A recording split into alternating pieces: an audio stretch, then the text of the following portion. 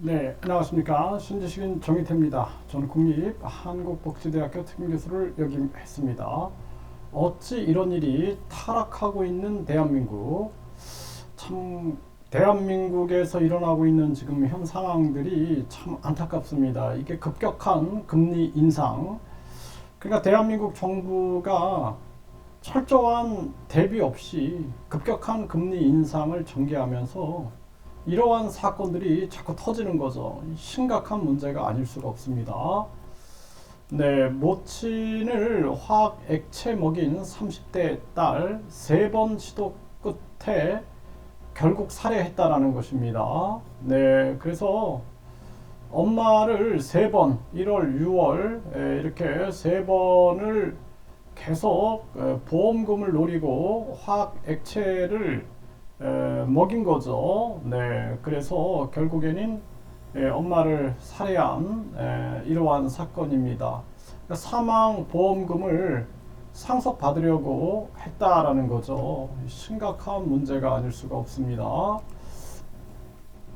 15세 아들이 아버지를 살해했습니다. 네, 이것도 모자가 공모가 드러났다라는 거예요. 네, 그래서 잠에서 깬 아빠를 2대1로 엄마랑 아들이 2대1로 몸싸움을 해서 프라이팬 그리고 흉기로 범행을 저질렀다라는 것입니다. 살인전과 이범에 또 동거녀 잔혹 살해한 40대. 정말 이 가슴 아픈 일이 아닐 수가 없습니다. 네, 이러한 사람을 살해하는 것이 이게 살인 전과가 이범인데 또 살해를 하는 거예요. 이게 아주 뭐 너무 쉽게 벌어지고 있는 거죠. 이게 참 무서운 세상이 아닐 수가 없고, 또 여성을 살해했는데 전자 발찌를 끊고 도주한 남성을 긴급 체포했다라는 것입니다. 그러니까 우리나라가 이 흉악범에 대해서는 사형죄가 있어야 돼요. 그래서 명백한 증거가 명백한 흉악범은 사형에 처해야 됩니다. 그렇지 않으면은 이 지금 그냥 감옥에서 편하게 있으면 되지라는 생각을 하고 사람들을 마구 죽이고 있는 거죠. 네, 이게 심각한 문제가 아닐 수가 없고요. 계속 운다고 생후 40일 된 아기를 살해한 엄마, 네, 항소심이 내년 2월에 시작된다. 그러니까 아기 살해도 마찬가지고 부모 살해 뭐 이런 것들이 뭐 애인 살해 너무 쉽게 벌어지는 거예요. 일자리 구해 준다더니 성매매를 강요하다가 결국에는 살해를 한 겁니다. 참 이게 일자리가 없으니까 또 일자리 구해준다는 이 말에 속아가지고 이러한 일도 터지고, 인터넷 방송을 통해서 유인을 해가지고 성매매 강요, 상습 폭행하고 살인까지 했다라는 것입니다. 이게 참 무서운 세상이 아닐 수가 없어요. 네. 41년 만에 최악 인플레이션이 터지면서 성매매로 내몰리는 여성들, 네, 이게 심각한 문제가 아닐 수가 없습니다. 네. 여성 동료를 성매매를 강요하고 화대를 꿀꺽했다라는 거죠. 거부하자 때려 죽인 악마 20대. 참 가슴 아픕니다. 네, 이런 이 화대라든지 이런 돈이 얼마나 중요하길래 이렇게 사람을 죽이고 이런 일들이 터지는 거죠. 모텔에서 직장 동료 폭행에 숨지게 한 20대, 성매매도 강요했다. 네, 성매매 후 120만 원 대금 빼앗고 폭행한 30대 남성이 실형에 걸렸다라는 거죠. 참 가슴 아픈 일이죠. 네, 이게 다 돈이거든요. 예, 돈과 쾌락, 타락해 버리는 거죠. 그래서 저는 개인적으로 이 성산업을 이거를 양성화 시켜야 된다. 저는 그렇게 생각을 합니다. 양성화 시켜가지고 이게 보이지 않는 데에서 이게 마치 필요하게 필요하.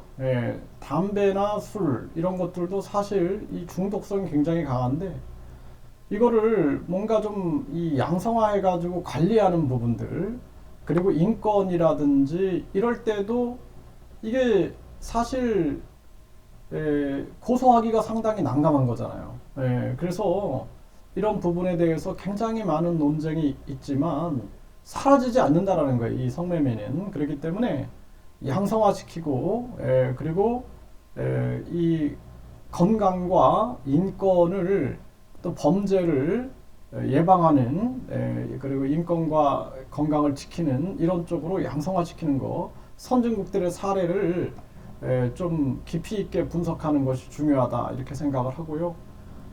배달 식당 간판 달고 강남 주택 가서 성매매 알선하는 이러한 일도 터지고, 네, 아내와 별거 중에 미성년 딸 성폭행 50대 아버지 징역. 네.